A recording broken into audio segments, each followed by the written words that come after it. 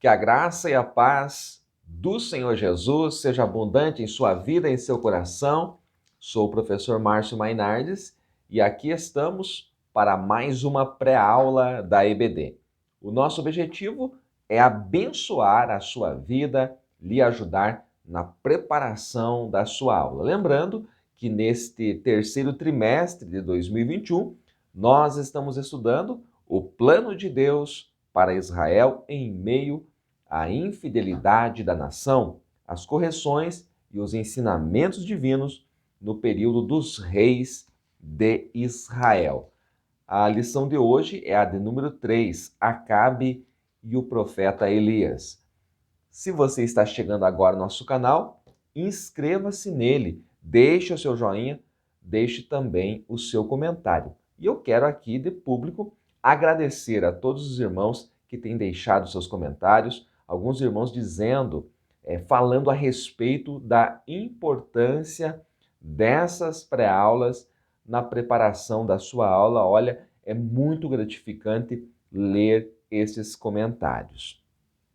Acabe e o profeta Elias é a lição de número 3.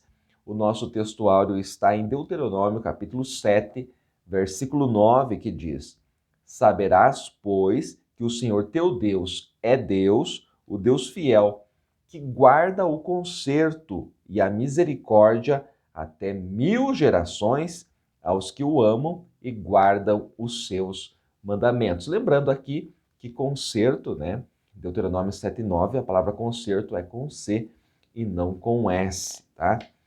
A verdade prática da nossa lição diz que Deus é Pai de amor, bondade e misericórdias abundantes. Contudo, todo pecado e desobediência ao Senhor trazem consequências inevitáveis à vida humana. A nossa leitura bíblica em classe está em 1 Reis, capítulo 16, versículos 29 e 30, também no capítulo 17, do 1 ao 7, e no capítulo 18, do 17 ao 21. Vamos, então, logo no início da nossa pré-aula, definir aqui os personagens principais, Acabe e Elias. Acabe, no hebraico, este nome significa irmão do pai. Por mais estranho que pareça, foi desta forma que eu encontrei. Acabe significa irmão do pai. Ele era filho de Onri, ou Onri. Ele foi o 6º rei de Israel e reinou durante 21 anos. 6º rei de Israel, se não contar Zinri, ou Zinri, que reinou apenas 7 dias. Contando com Zinri, realmente daí Acabe torna-se o 7º rei de Israel. Já o outro é o profeta Elias. Elias no hebraico significa Yahvé é o meu Deus. Ele aparece assim repentinamente no texto sagrado. Capítulo 17, primeiro livro dos reis, não há uma introdução falando a respeito dele, da genealogia, o que ele fazia antes, nada disso. Por isso que alguns assemelham Elias a um Melquisedeque, ao sacerdote Melquisedeque. Agora vamos olhar então, antes de nós entrarmos em Acabe, para o reinado de Onri. É importante que você saiba que o reinado de Onri foi próspero militarmente, Aliás, ele era capitão do exército de Israel, então ele foi muito próspero, teve muitas vitórias, Onri. Foi ele que fundou Samaria, e está no primeiro livro dos Reis, capítulo 16, versículo 24. Foi ele que comprou de Semer o monte de Samaria. Então, a capital, que até então era em Tirza, vai passar a ser em Samaria, e Samaria se tornará a principal cidade do Reino do Norte. Onri foi mau rei aos olhos do Senhor, e ele foi pior do que aqueles que o antecederam. Agora note, algo interessante é que Acabe, seu filho, vai ser pior do que ele. Então Onri foi pior do que aqueles que reinaram antes dele, mas Acabe vai conseguir superar aí o pai. Falando de Acabe, é importante nós falarmos também do seu casamento, Acabe e Jezabel. Acabe casou-se ou teve um jugo desigual aí com Jezabel. Quem era Jezabel? Ela era filha de Etibaal. Quem era Etibaal? Era o rei dos Sidônios. Então temos aí um jugo desigual. Você sabe que esses povos eram pagãos e Deus não aceitava aí esta união, mas isto começou a acontecer entre o povo de Deus desde os dias do reinado de Salomão. E Acabe foi induzido, né, por sua esposa Jezabel. Ela controlava ele, era ela que reinava e ela introduziu entre o povo de Deus aí o culto a Baal, a Azerá, o ápice da idolatria, do abandono aos preceitos divinos, aconteceram aí durante o reinado de Acabe. Então, alguns detalhes que aconteceram durante o reinado de Acabe: o culto a Baal e a Azerá tornou-se oficial. Esses eram deuses dos fenícios. Então, essa questão da idolatria já vinha acontecendo, como vocês sabem, desde os dias de Jeroboão. Jeroboão, filho de Nebate, foi o primeiro rei de Israel após a divisão, após a cisão do reino. Mas, oficialmente, é durante o reinado de Acabe que é oficializado aí o culto a Baal e a Azerá. Ele construiu até bosque, né, para celebrar aí os seus deuses. Também havia o culto à fertilidade, e nesse culto à fertilidade havia muita orgia e também prostituição nestas celebrações. Os profetas de Jeová, os profetas do Senhor, durante esse tempo foram destruídos. A maioria, porque Obadias, né, que era um servo do rei, ele escondeu ali profetas. Você vê isso no capítulo 18 do primeiro livro dos Reis, capítulo 18, e a partir do versículo 4, você vê que Obadias escondeu ali alguns profetas. Então, alguns foram poupados, mas a grande maioria foram destruídos.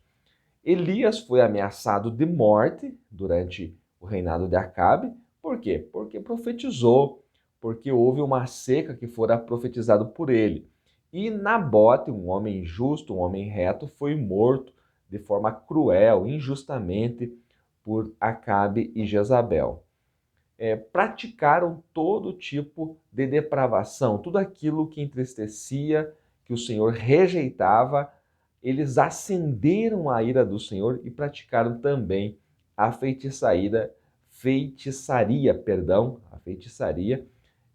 e outros males. Só para elencar alguns, eles fizeram muito mais. Você pode conferir aí no livro dos Reis de Israel. Olhando para a nossa leitura bíblica em classe, principalmente o capítulo 17 do primeiro livro dos Reis, nós temos ali, então, Elias, o tisbita. É dessa forma que ele aparece no texto. Dos moradores de Gileade, disse a Acabe: vive o Senhor teu Deus, o Deus de Israel, perante cuja face estou, que nesses anos nem orvalho, nem chuva haverá, senão segundo a minha palavra. Vive o Senhor, Deus de Israel, perante cuja face estou. E note que esta profecia de Elias se cumpriu. E o livro, a Epístola de Tiago, diz que foram 3 anos e meio que houve esta seca.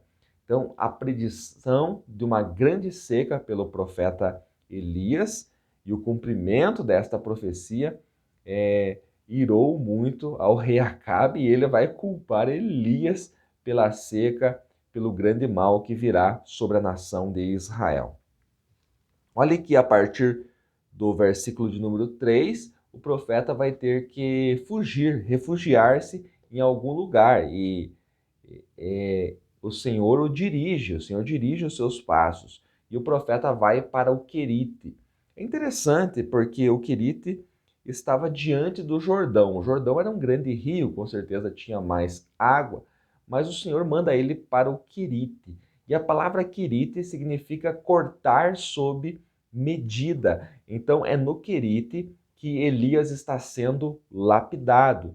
Perceba que Elias era um homem sanguíneo, um homem que agia rápido, e agora ele tem que fugir da presença de Acabe e de Jezabel, porque eles querem matá-lo. E o Senhor leva ele até Querite, que era um pequeno ribeiro, um riacho. Querite significa cortar sob medida, e é nesse lugar que o profeta vai ser cortado, vai ser lapidado, vai ser provado pelo Senhor. Então veja que a grande seca veio sobre todo Israel por causa dos pecados de Acabe e Jezabel, mas até os justos, né, sofreram, passaram aí, sentiram as consequências deste mal. Mas ali, no Querite, Elias bebia da água do ribeiro e era sustentado por corvos. É isso mesmo que está escrito na Bíblia. E os corvos lhe traziam pão e carne pela manhã, como também pão e carne à noite, e ele bebia do ribeiro.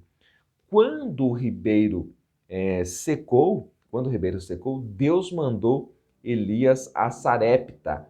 E olha que interessante, ele estava no Querite, que significa cortar sob medida, estava sendo provado, lapidado pelo Senhor, e agora ele vai para Sarepta, uma cidade de Sidom, em outra terra.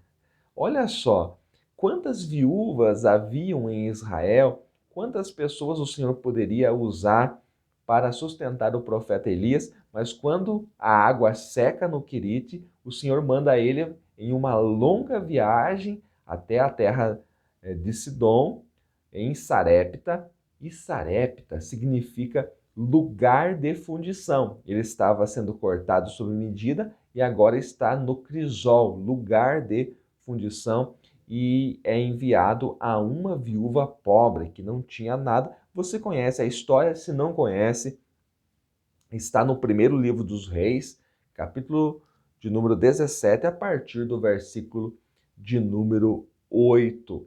Então Elias foi sustentado por esta viúva. Outras coisas interessantes vão acontecer aí na casa desta viúva. É importante que você trabalhe aí, leia e trabalhe na sua aula todo este texto. Seguindo mais à frente, nós vemos que Acabe, o problema dele não foi só o pecado, porque outros homens também, outros reis também pecaram. Mas a questão é que Acabe em nenhum momento reconheceu os seus pecados. Olhando para 1 Reis 18 e versículo de número 17, nós vemos que ele coloca Elias como culpado daquilo que estava acontecendo à nação. Então, mais seco do que a terra estava o coração do rei. Aqui na nossa lição, nós vemos que no terceiro tópico, o nosso comentarista coloca ali a sequidão espiritual do rei. Mas eu digo que mais seco do que a terra estava o coração do rei, que não reconhecia o seu erro, o erro dele, da sua esposa, não se arrependeu, e as consequências não somente do seu pecado, mas de não se arrepender, de não ouvir a voz de Deus, de não amolecer este coração, as consequências foram trágicas, como nós vamos mostrar agora no finalzinho aqui desta pré-aula. Vá para o primeiro livro dos Reis, o capítulo de número 22, nós temos ali o fim trágico de Acabe. A partir do versículo de número 34, você pode ler 1 Reis 22, a partir do versículo 34, você vai ter o fim trágico do rei Acabe. Então, um homem entesou o arco e, atirando ao acaso, feriu o rei de Israel por entre as juntas da sua armadura. Disse o rei ao condutor do seu carro: vira e tira-me do exército, estou gravemente ferido. No versículo 37 diz: assim morreu o rei, o levaram para Samaria e ali o sepultaram. E se cumpriu a palavra, a profecia de Elias. Você pode ler todo esse texto, que que estavam lavando o carro, versículo de número 38, lavaram o seu carro junto ao tanque de Samaria e os cães lamberam-lhe o sangue. Ora, as prostitutas se banhavam ali, conforme a palavra que o Senhor tinha dito. Veja que fim trágico teve o rei Acabe, que teve chance, mas não se arrependeu dos seus pecados. Se nós formos para o segundo livro dos reis, o capítulo de número 9, a partir do versículo 35, nós temos o fim trágico de Jezabel. 9:35, segundo o livro dos reis, diz que quando, porém, foram para a sepultar, não acharam dela senão somente o crânio, os pés e as palmas das mãos. Voltaram e comunicaram a Jeú, que disse: Esta é a palavra do Senhor, a qual falou por intermédio de Elias, o tisbita, seu servo. No campo de Jezreel, os cães comerão a carne de Jezabel. Veja o fim trágico desta mulher que induziu a nação de Israel ao pecado. Agora veja o personagem principal da nossa aula de hoje, Elias. Eu mostrei para vocês o fim trágico de Acabe, mostrei agora para vocês o fim trágico de Jezabel, mas nós temos Elias, o homem de Deus, aquele que foi escolhido por Deus para realizar vários feitos sobrenaturais e para se levantar contra o rei Acabe, contra a rainha Jezabel, para denunciar o pecado.